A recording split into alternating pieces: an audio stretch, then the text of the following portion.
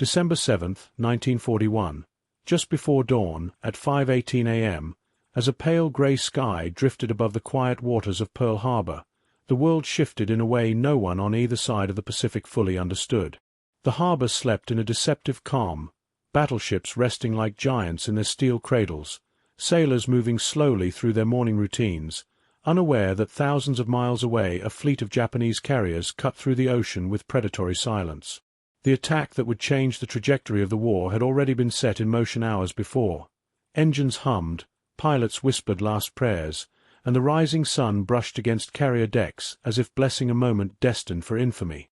Yet in this crucial hour before destruction, another truth lingered in the shadows of Japan's strategy, one quiet omission that military historians would one day identify not just as a mistake, but as the fatal turning point from which the Empire of Japan would never recover. As the first wave of Japanese aircraft lifted from the decks of the Akagi and Koga, slicing through clouds in tight formation, the carriers themselves carried no sense of hesitation.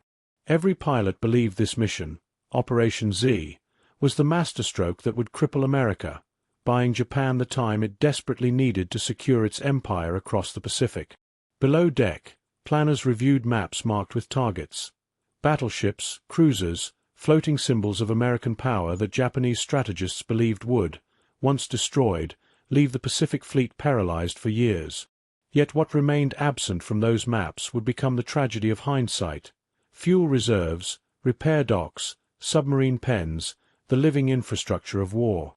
No lines circled them. No strike commanders briefed pilots about them. They were simply not considered essential. And somewhere, in that narrow space between doctrine and imagination, Japan sealed its fate. At 7:48 a.m., the first attack wave screamed down from the clouds.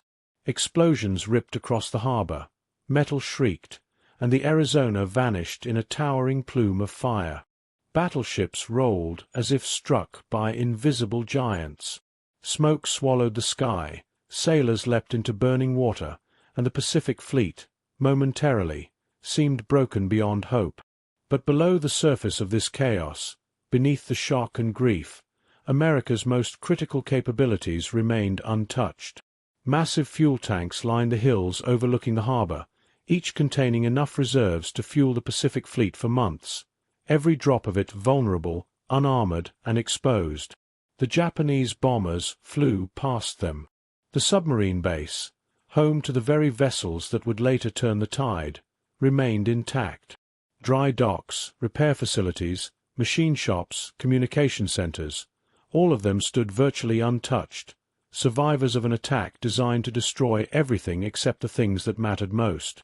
And as flames consumed the decks of the Arizona and Oklahoma, Admiral Chester Nimitz was summoned urgently. He did not yet know the scale of the disaster, nor the miracle embedded within it. But when he arrived later and surveyed the devastation, he saw something Japanese leaders never imagined a commander could see amid wreckage: the seeds of recovery. Battleships lay wounded, but not beyond saving. Repair yards were fully operational.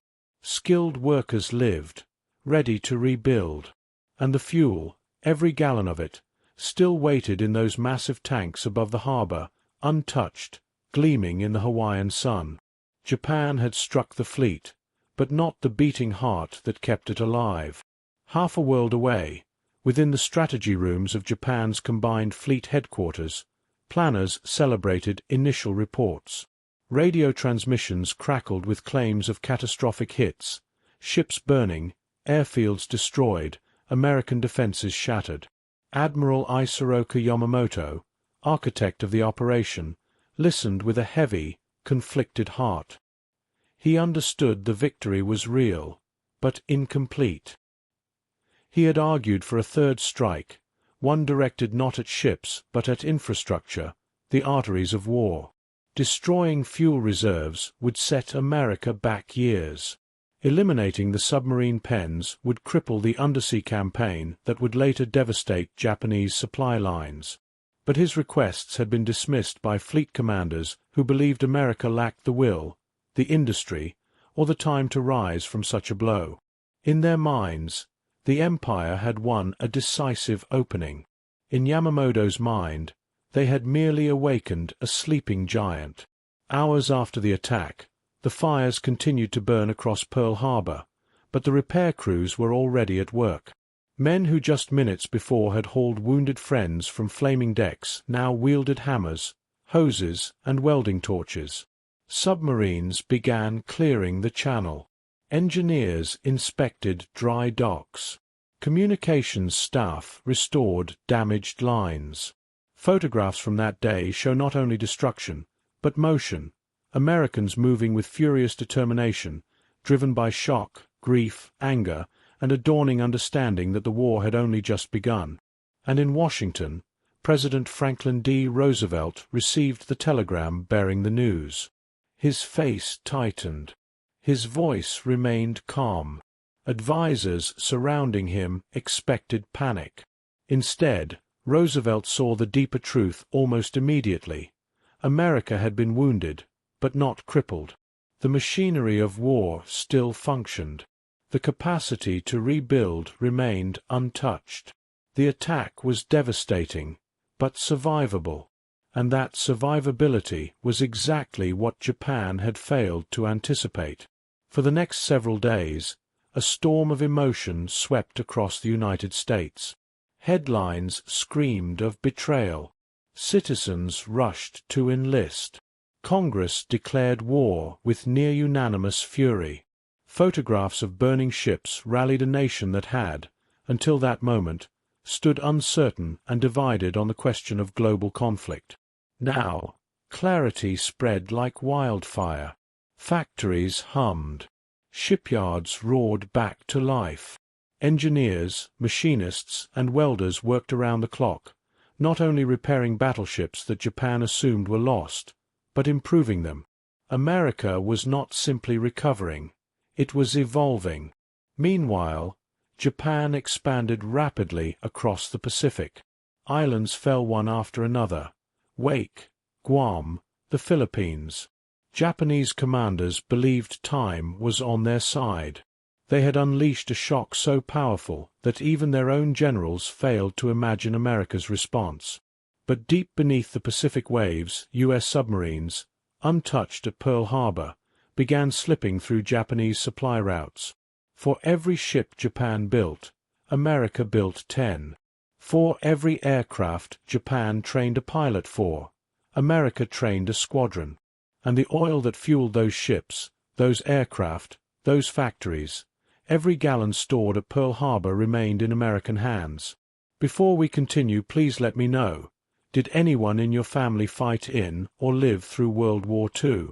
Share their stories in the comments. Let's continue the story. In early 1942, while Japan celebrated victory after victory, a quiet transformation unfolded inside the repaired workshops of Pearl Harbor.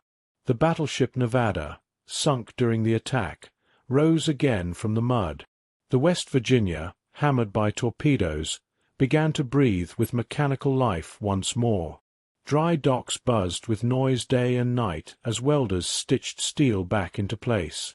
Japan had believed these ships would be lost for the duration of the war.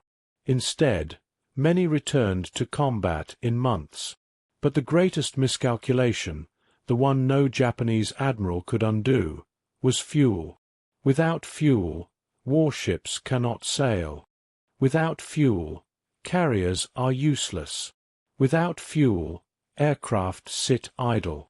Every Japanese pilot who soared over Pearl Harbor that morning unknowingly flew past the most strategic target in the Pacific. Had those fuel tanks been destroyed, the Pacific Fleet would have been immobilized for a year or more. America would have had to ship fuel from the mainland, an almost impossible logistical burden in the opening months of the war. Instead, those massive reserves, 4 million barrels, remained untouched, glistening in the Hawaiian sunlight. By April, the Pacific Fleet was back in action. Doolittle's raiders took off from a U.S. carrier, something Japan never expected to see so soon, and bombed Tokyo itself. Panic rippled through the Japanese high command. The Empire had thought it bought at least 2 years of American paralysis. Instead, it had purchased barely 2 months. In Tokyo's war rooms, the mistake grew heavier each day. Yamamoto, pacing the tatami floors of his headquarters, knew what the younger officers refused to admit. Because they had failed to destroy the infrastructure of war, the attack on Pearl Harbor had not ended American power. It had concentrated it, made it angry, united it, and fueled it.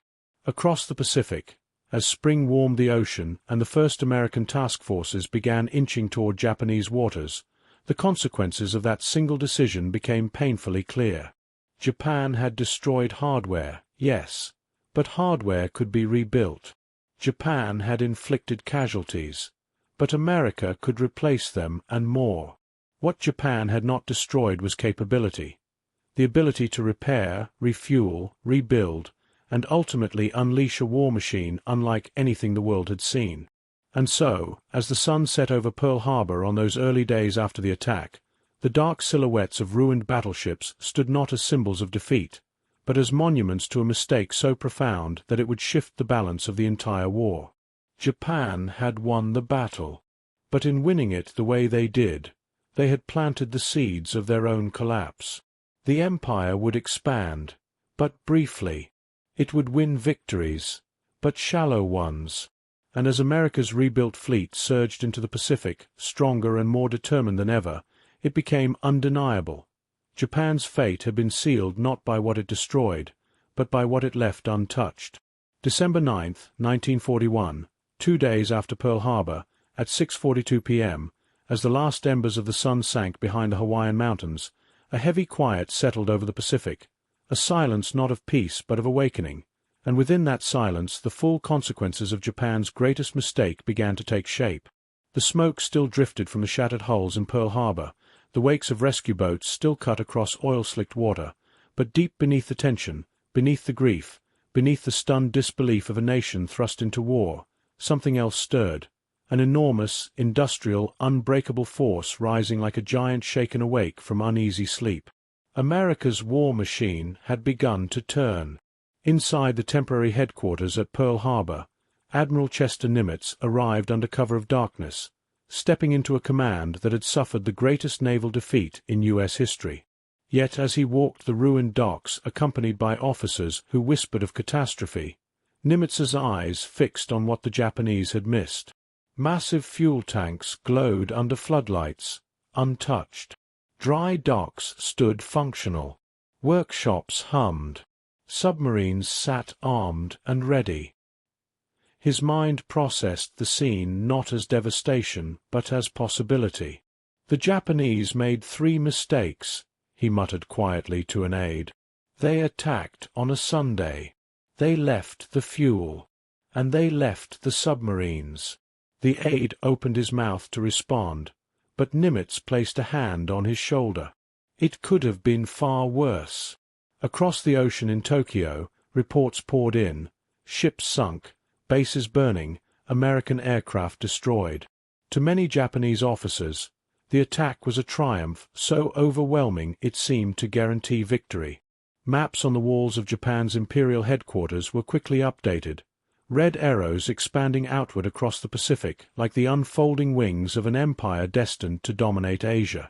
Manila, Singapore, Hong Kong, Malaya. The empire advanced with a momentum so powerful that even skeptics began to believe the war would be won before America could rebuild.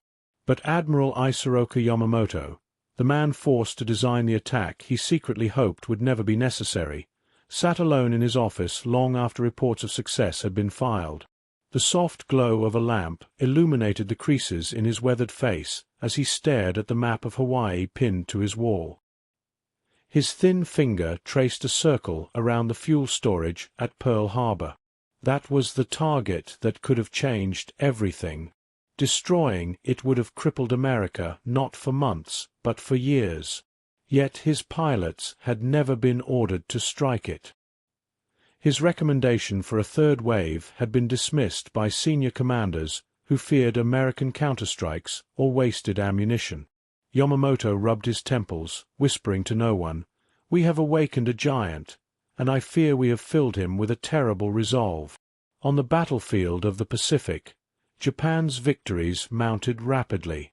Wake Island fell after a desperate defense. Guam was overrun. British forces in Malaya collapsed under relentless attack. The Philippines, taken by surprise and isolated by Japanese naval power, began to fall piece by piece, its defenders pushed into shrinking pockets of resistance. The Japanese public celebrated triumph after triumph.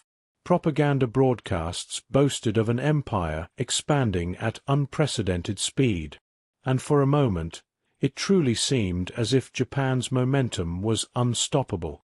But momentum built on miscalculation is a fragile force.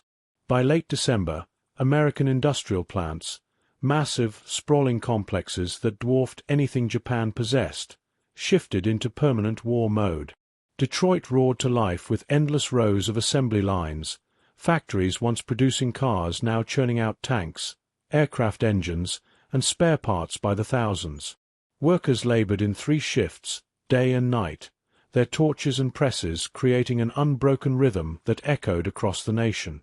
Shipyards from San Diego to Brooklyn filled with new hulls, steel ribs rising like skeletons of beasts being forged for battle. The numbers were staggering. Japan produced a few dozen ships a year. America began producing hundreds. Japan trained pilots slowly, meticulously. America turned out hundreds of aviators a month. Japan relied on scarce resources imported from conquered territories.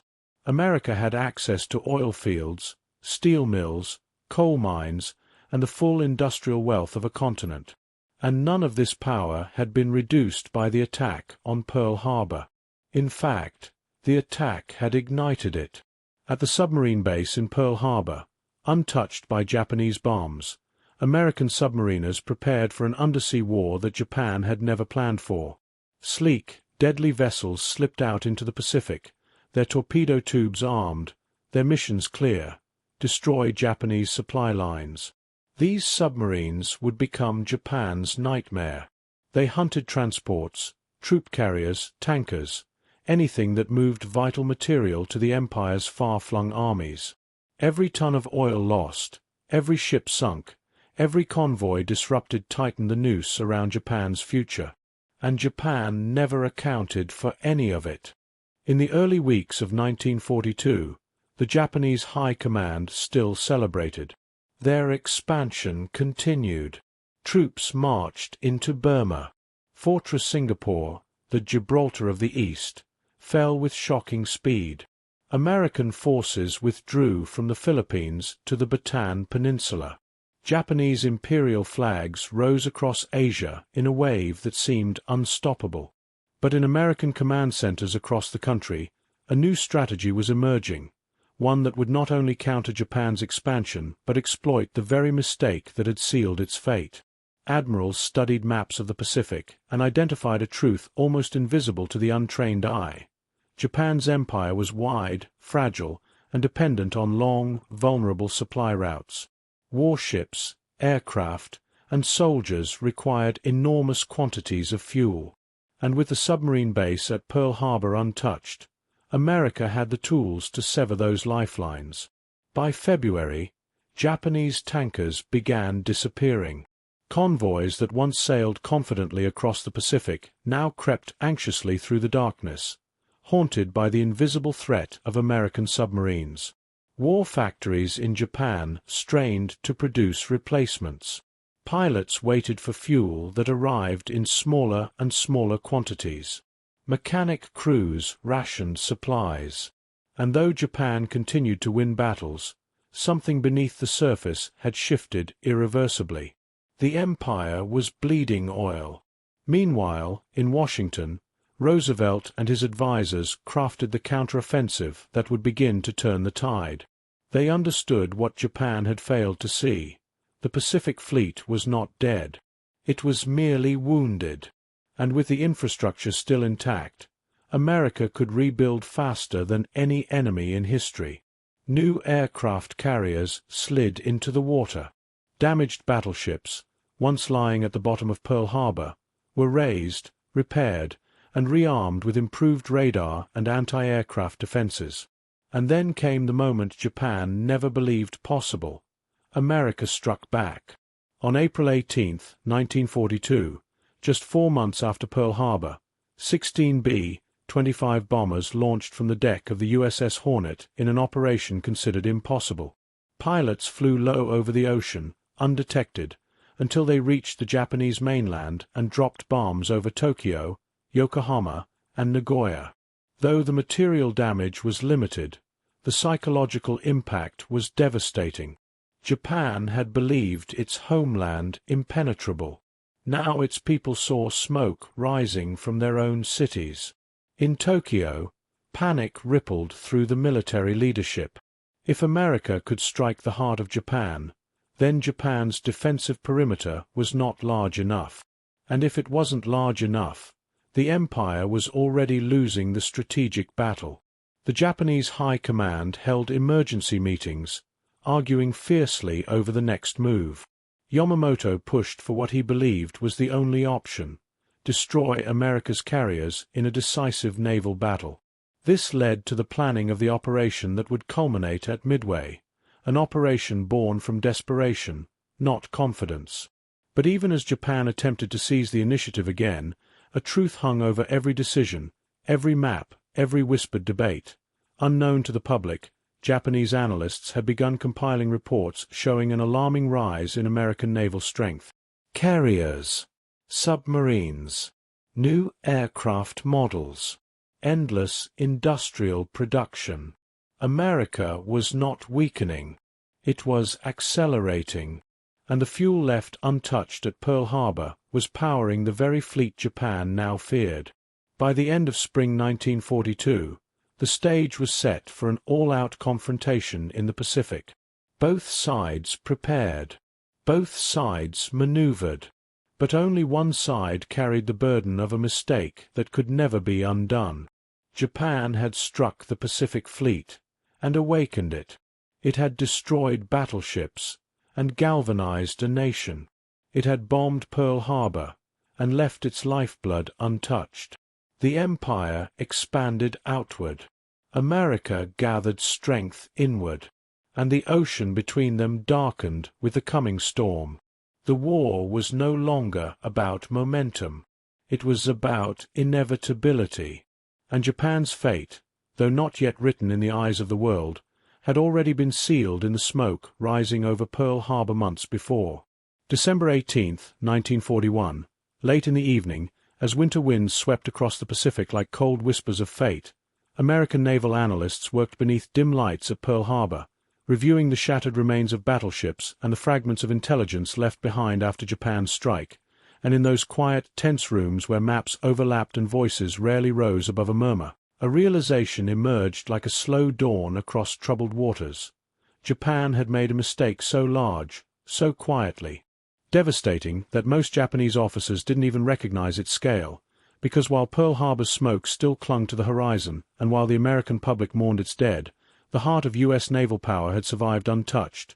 Fuel depots stretching for miles, submarine pens carved into reinforced rock, dry docks capable of repairing any ship afloat, and warehouses storing everything from aircraft parts to torpedoes, all of which stood unscathed as if Japan's bombers had deliberately flown around them, and as American officers walked past fields of untouched fuel tanks, each one a towering steel giant capable of keeping the Pacific Fleet alive for months, they understood something Japan didn't.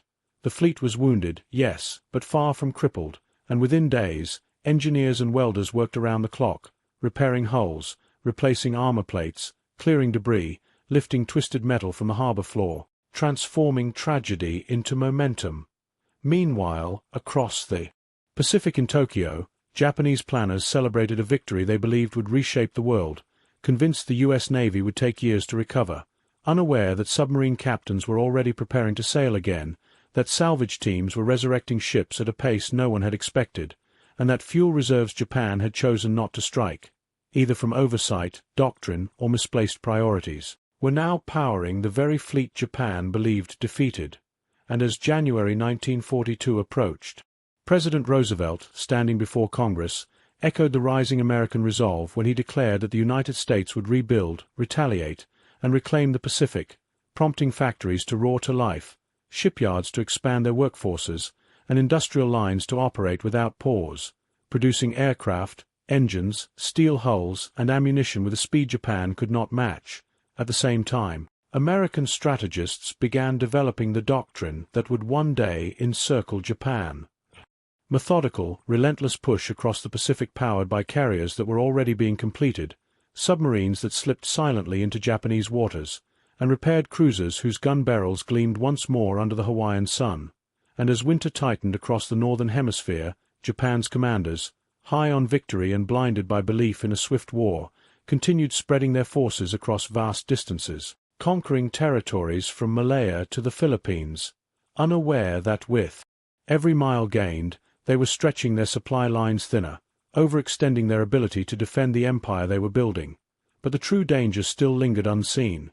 The fact that America's dry docks, spared at Pearl Harbor, could now repair multiple ships simultaneously, allowing battleships and cruisers to return to service months earlier than Japan had predicted, while submarine bases, untouched and fully operational, launched stealth attacks that torpedoed Japanese merchant ships carrying fuel, food, and aircraft parts, slowly choking the empire's lifeblood. And yet, in Tokyo, few recognized the magnitude of the decision to leave these targets untouched, because Japanese doctrine obsessed over enemy warships and airfields, believing destroying America's ships would be enough to cripple its ability to fight, never grasping that the U.S. If you already watched till this part, so please comment below your city name. Let's continue the story.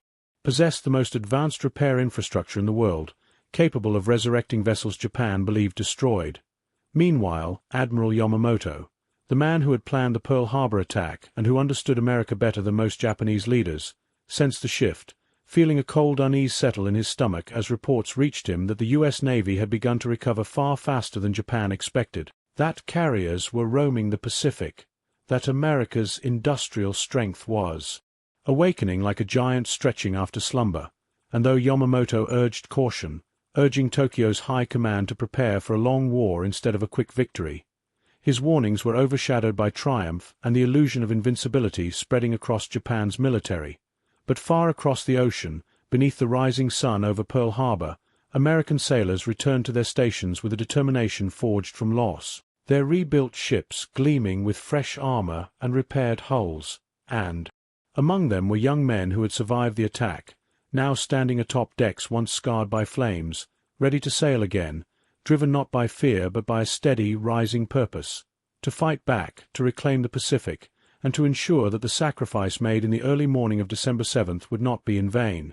And as the months passed, America's response would begin to take shape, powered by the very resources Japan had chosen not to destroy, proving that sometimes in war, the greatest defeat is not inflicted by the enemy's blow, but by the consequences of the blow left undelivered, the mistake Japan could never recover from. June 2, 1942, just before dawn, as the waters of the Central Pacific lay unnaturally still beneath a pale grey sky, American codebreakers at Station HYPO huddled around radios and decrypted messages, their fingers trembling as they pieced together fragments that revealed Japan's next move, the planned assault on Midway, a strike designed to destroy the remaining U.S. carriers and force America into negotiation. Yet the irony was staggering, because the very ability to intercept, decode, and prepare for this attack existed only because the submarine stations, communications hubs, and repair docks Japan had left untouched at Pearl Harbor were operating at full strength, functioning as the beating heart of the intelligence network that would soon change the fate of the war.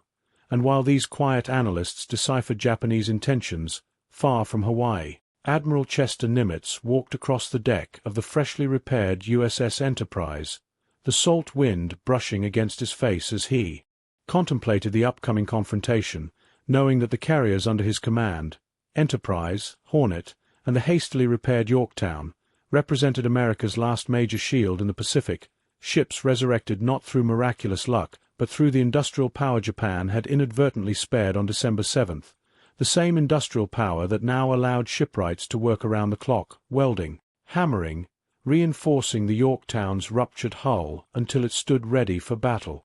Barely 72 hours after limping back to Pearl Harbor, and as sailors prepared planes, loaded torpedoes, and checked engines, Nimitz understood the deeper truth behind this moment. Japan still believed the U.S. Navy lay shattered, still believed America lacked the ability to strike back quickly, still believed a single decisive battle would determine control of the Pacific, unaware that every assumption they held rested upon the fatal oversight of leaving fuel depots, repair centers, and docks intact, because those installations had allowed America not just to repair ships but to recover morale, to rebuild confidence, to regroup with astonishing speed. Meanwhile, thousands of miles west, aboard the Japanese flagship Akagi, Admiral Chuchi Nagumo studied maps under glowing lanterns, unaware that his fleet sailed into a trap set by the very nation he believed still crippled, unaware that while Japan's carriers were powerful, their margin for error was razor-thin, their pilots irreplaceable, their fuel reserves dangerously limited, their logistics stretched across a vast ocean, and unaware that America, fueled by reserves Japan left untouched, could send carriers into the fight at full capacity. And as morning light spilled across the ocean, the Battle of Midway erupted with the ferocity of a storm sweeping across steel, sky, and water, but beneath the roar of engines and the streak of dive bombers, a quieter truth resonated. America's presence in this battle, its ability to meet Japan blow for blow, existed only because the infrastructure required to sustain it had survived Pearl Harbor, because the mistake Japan made in December had produced consequences rippling into June, and when American dive bombers plummeted toward the Japanese carriers, their cockpits trembling as they dove through curtains of anti-aircraft fire, their bombs exploded not just against steel decks, but against the illusion that Japan still controlled the Pacific, because the destruction of the Akagi, Kaga, and Soryu in a single hour sent shockwaves through the Japanese command that no one could mask.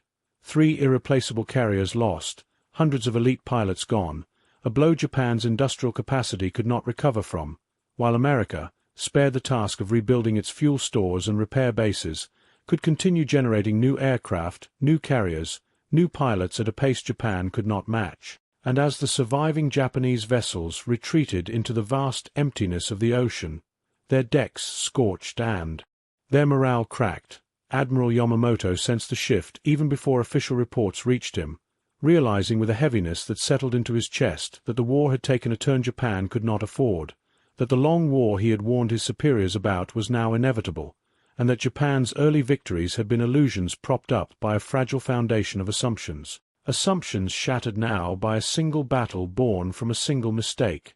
And when word reached Washington, when commanders at Pearl Harbor heard the news, when sailors aboard the battered Yorktown fought to keep her afloat even as bombs and torpedoes tore into her hull again, a grim but steady pride spread across the fleet, because they understood Midway was not just a battle won. It was proof that Japan's strategic oversight at Pearl Harbor had cost them the initiative permanently, and as night fell across the Pacific, the fires from the Japanese carriers still flickering across the drifting waves, the truth settled over both navies like a shadow. Japan could still fight bravely, fiercely, with skill unmatched in many arenas, but its path to victory had closed. Sealed by a decision made months earlier when the fuel tanks of Pearl Harbor were spared, when submarine bases were left untouched, when repair docks remained standing, because from that moment onward, America's industrial power had been given space to breathe, to rebuild, to rise, and now, after Midway, Japan was forced into a war of attrition it could never win, a war where every ship lost was irreplaceable, where every pilot killed was a blow deeper than steel, and where every American counterattack grew stronger than the last. And so, as the stars spread across the Pacific sky that night, both sides understood the truth, though only one would admit it. The turning point had already passed, and Japan had crossed a line from which there was no return, all because of the mistake it could never recover from. June 5, 1942, late into the night, as the remnants of smoke from the Battle of Midway drifted across the Pacific like faint ghosts trailing behind the horizon, Admiral Chester Nimitz stood over a dimly lit operations map aboard the USS Enterprise, the ship humming beneath his boots with the quiet confidence of a vessel that had just helped rewrite the direction of an entire war. Yet despite the monumental victory, Nimitz's expression remained sober, almost heavy, for he understood that Midway was not an ending but the beginning of a long and merciless campaign that would stretch across thousands of miles of open ocean, and behind him, young officers whispered in restrained celebration, their exhaustion momentarily forgotten as they felt the weight of history shifting under their feet. Meanwhile, across that same ocean, aboard the retreating Japanese flagship Yamato, Admiral Isoroka Yamamoto sat in silence within his private quarters, the lamplight flickering across his unread dispatches as he contemplated the staggering losses inflicted upon Japan's carrier fleet, losses that could not be replaced no matter how determined the empire might be, because Japan's industrial output, already strained before the war, was now stretched like thin paper against the storm winds of attrition, and Yamamoto knew with painful clarity that this disaster had been made possible by a flaw far deeper than the events of Midway itself, a flaw rooted in the initial decision at Pearl Harbor not to destroy the U.S. fuel farms, not to eliminate the submarine headquarters, not to cripple the docks where American ships were reborn, a mistake he had warned of in private yet could not reverse once the strike force had sailed, and as Japan's battered fleet limped toward home waters, the mood aboard its ships was a somber mixture of disbelief and dread,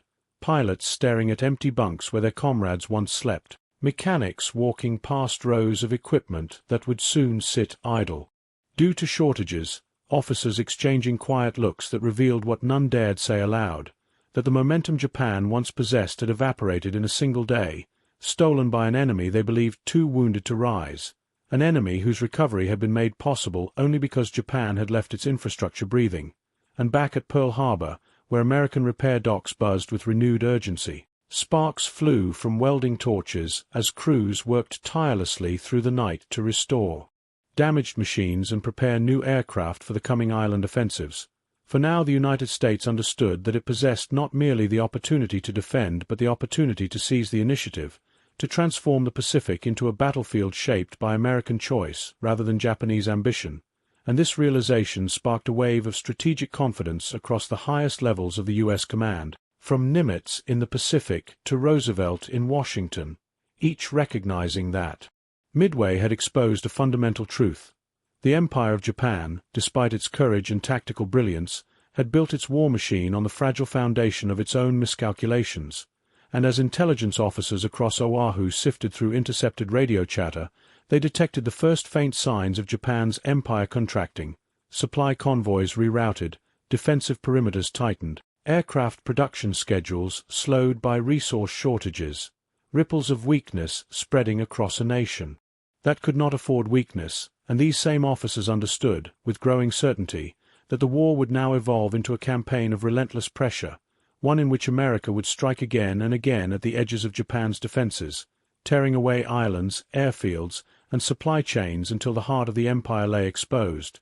Yet even as American strategists planned the next steps, Guadalcanal, the Solomons, the Aleutians, rumors spread through the U.S. fleet of how close victory at Midway had come to slipping away, how a single delayed order, a misread signal, or a failed bomb fuse could have changed everything, and this knowledge did not dampen the morale of the sailors but strengthened it, reminding them that their success rested not on invincibility but on vigilance, adaptability, and the infrastructure that allowed rapid repair, refueling, and rearming, the very infrastructure Japan had chosen not to attack. Meanwhile, in Tokyo, the Imperial General Staff struggled to contain the shock of the defeat, presenting to the public carefully filtered communiques that masked the scale of the disaster. Yet in private meetings, tempers flared, voices rose, and the weight of responsibility pressed heavily upon senior commanders who now confronted the consequences of a war they had believed would be won swiftly, decisively, and on their own terms. And within this atmosphere of uncertainty, Yamamoto drafted new plans with a quiet, almost tragic determination, urging accelerated construction of new carriers, the retraining of pilots, the fortification of islands across the Central Pacific.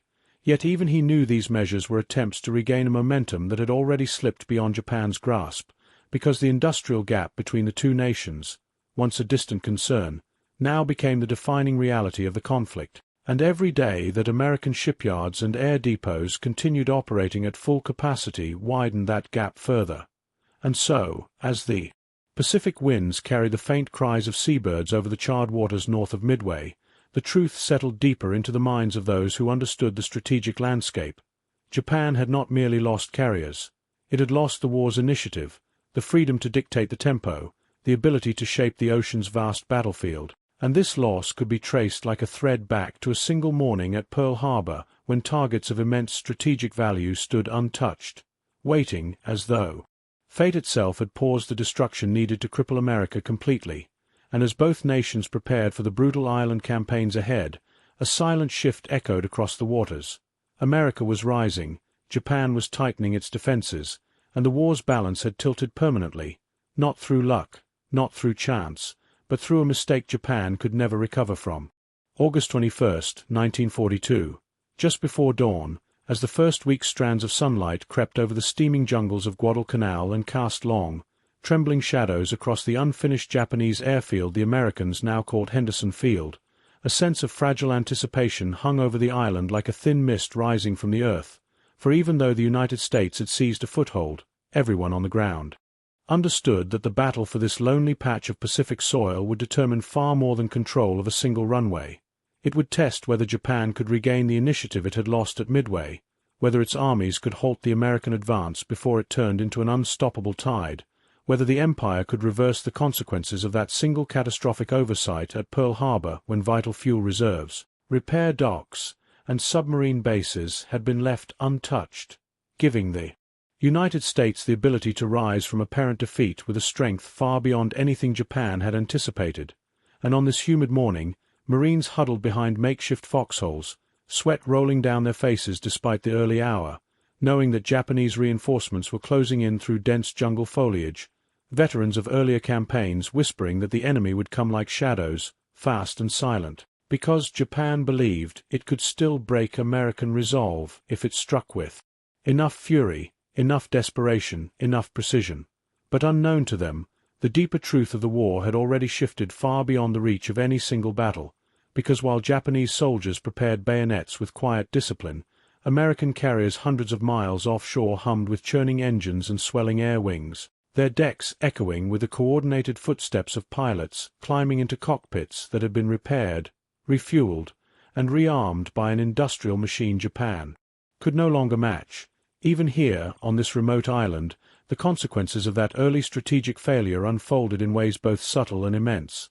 American supply ships arrived with steady predictability, carrying crates of ammunition, fuel drums, medical kits, fresh uniforms, Ford-built engines, Pratt & Whitney spare parts, radar components, and food rations stamped with factories back in Chicago and Detroit, while Japanese supply convoys, thin, exposed, forced to creep through the night in narrow lanes plagued by American patrol aircraft, dwindled into crisis as torpedoes carved through their hulls and submarines struck from the depths with increasing efficiency powered by bases at Pearl Harbor that Japan had chosen not to destroy. Yet none of this grand strategic truth mattered to the Marines gripping their rifles along the edge of Henderson Field, listening to the distant rumble of Japanese artillery in the jungle, the snapping of branches carried by humid winds, and the haunting sense that the island itself was holding its breath, waiting for the moment when the trees would burst open with enemy fire. And as the moment arrived, Japanese troops surged from the undergrowth in a wave of fierce determination, their officers shouting commands as machine guns rattled through the choking vegetation, and for hours the jungle roared with the fury of both sides, a chaotic blend of shouted orders, thundering mortars, and the trembling earth beneath exploding shells. But even as Japanese soldiers fought with extraordinary resolve, pushing forward in coordinated assaults with the discipline that had carried them across Asia, cracks appeared in their momentum, small at first, then widening with every passing hour, ammunition shortages forcing them into sudden lulls, fatigued troops arriving late because supply routes were too weak to deliver reinforcements, and above all, the absence of reliable air support for Japan's carriers, once the centerpiece of its offensive power, were gone, lost at Midway, and their replacements existed only on paper, because the nation's factories lacked the fuel, materials, and trained labor to replace what had been lost, a chain of consequences that reached back in time to that quiet row of intact oil tanks at Pearl Harbor standing untouched on the morning of December 7, 1941, as night fell over Guadalcanal. American pilots from Henderson Field rose into the darkening sky, flying SBD Dauntless and F-4F Wildcats. Over the jungle, their silhouettes illuminated by tracer fire below as they struck retreating Japanese formations, and on the ground, Marines slowly pushed forward, exhausted but resolute, securing positions that the Japanese had fought bitterly to claim, their commanders recognizing that while the enemy still possessed courage and tactical skill, the broader war was turning less on courage and more on the machinery of supply. And no amount of bravery could overcome the fact that Japan was bleeding resources faster than it could replace them. Meanwhile, across the Pacific in Tokyo, senior military advisors met in shadowed rooms filled with the smoke of burning incense and the tense murmurs of men grappling with the growing realization that the empire was now on the defensive, its perimeter shrinking not because its soldiers lacked valor, but because the strategic foundation of the war had been fatally compromised from the start. And as reports poured in from Guadalcanal, the Aleutians and the crumbling defensive arcs in the Solomon Islands, experienced officers recognized the echo of a truth Yamamoto had quietly feared all along. The United States was not simply a military opponent. It was an industrial phenomenon powered by an economy untouched by invasion, one capable of repairing its wounds faster than Japan could inflict them. And so, as the months dragged on and the fighting in the Solomons intensified, a pattern emerged across the entire Pacific.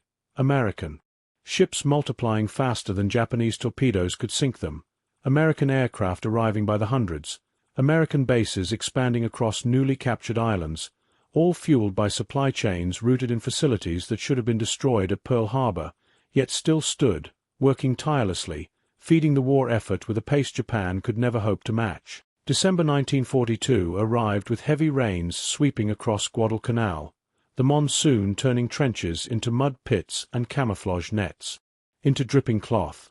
Yet American forces grew stronger as Japanese units withered, their supply lines stretched to breaking, their once feared Zero pilots replaced with inexperienced novices who could barely match the evolving tactics of U.S. air wings, and deep within the Japanese command structure, a despairing truth settled into the minds of strategists.